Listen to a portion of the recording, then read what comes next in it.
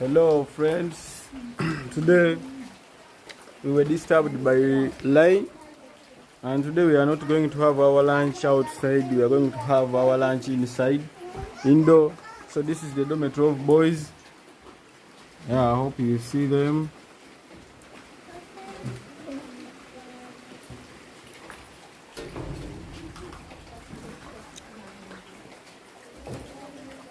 So I'll take you to the dormitory of girls and where we are preparing our food.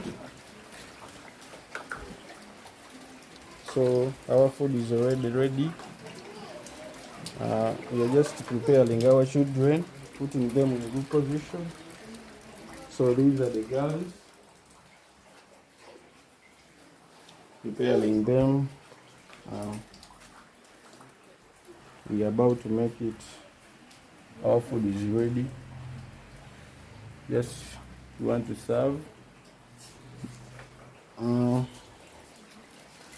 We got rain and we are not going to be able to eat from outside. We're going to eat from indoor.